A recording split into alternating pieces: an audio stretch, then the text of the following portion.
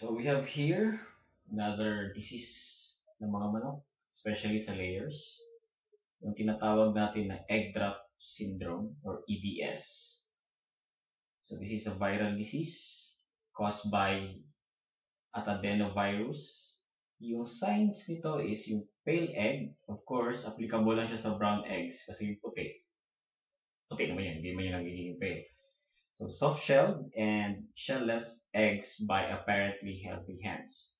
So yung mga animals, or sorry, yung hen, apparently healthy. When I say apparently healthy, active sila, hindi naman unthrifty, malakas kumain, pero yung eggs is ganito. This is the healthy.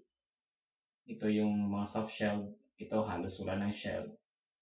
So, ito yung effect ng virus.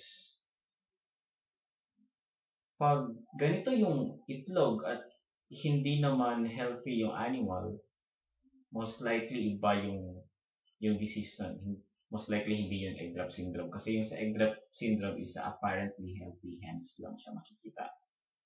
Yung transmission nito is one is vertical. So from the hen, papunta doon sa itlog, and pag nag-hatch yung itlog, yung chick na yun is carrier na ngayon ng EDS virus.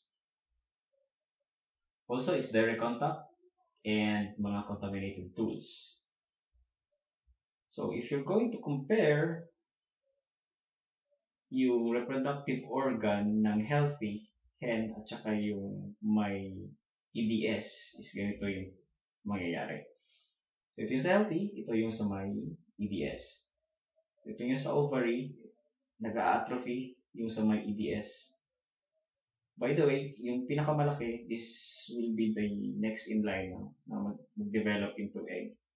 So, banda dito yung egg white, dito yung banda pinoproduce, and dito naman yung eggshell. So, same dito sa kabila.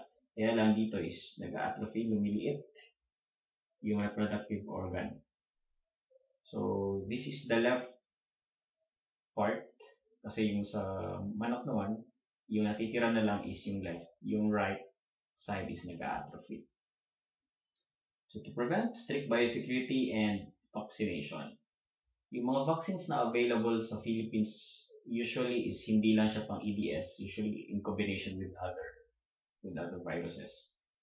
So, right now, wala pa rin treatment. So, if present siya sa flock, mas maganda kapag ikal na lang para hindi na kumalat.